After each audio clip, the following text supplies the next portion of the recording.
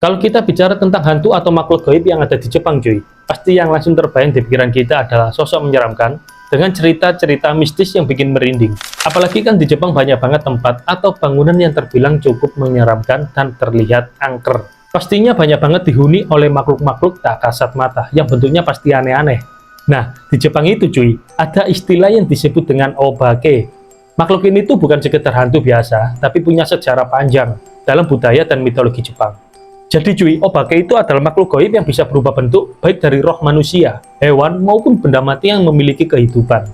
Dan mereka itu juga sering dikait-kaitkan dengan makhluk supernatural dalam mitologi Jepang, yang disebut dengan yokai. Tapi kenyataannya, ada sedikit perbedaan di antara keduanya cuy. Kalau yokai itu lebih mirip dengan konsep hantu dalam budaya barat seperti arwah penasaran. Nah, tapi kalau obake itu lebih luas maknanya.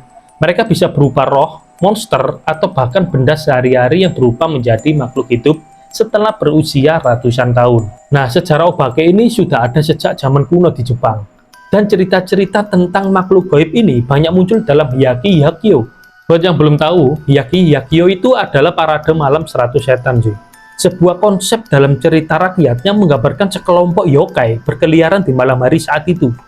Ketika itu, kepercayaan terhadap obake semakin berkembang pada zaman Heian di sekitar tahun 794 sampai 1185 saat agama Buddha dan Shinto semakin mempengaruhi kepercayaan masyarakat. Konsep karma dan reinkarnasi ini sering dikaitkan dengan makhluk-makhluk ini, cuy. Dan kisah obake makin populer pada periode Edo di tahun 1603 sampai 1868, terutama melalui seni cetak kayu dan teater kabuki.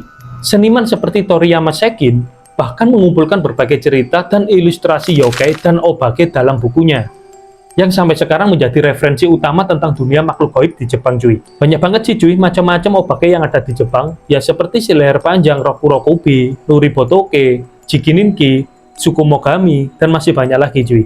Dan sampai sekarang pun kepercayaan terhadap obake masih kuat di Jepang. Bahkan masih banyak festival yang merayakan kisah-kisah makhluk gaib ini. Seperti Festival Obon, di mana orang-orang menghormati arwah leluhur mereka. Jadi menurut kalian, cuy, apakah obake itu benar-benar ada? Atau mereka hanya bagian dari cerita rakyat yang diwariskan secara turun-temurun? Dan pastinya mereka adalah bagian penting dari budaya Jepang dan terus hidup dalam kisah-kisah yang kita dengar hingga sekarang. Kalau kalian suka cerita horor atau mitologi Jepang, jangan lupa follow dan share video ini. Dan kalau ada obake yang menurut kalian paling menarik untuk dibahas, kalian tulis saja di kolom komentar, cuy. Siapa tahu kita bahas lebih dalam lagi di video selanjutnya.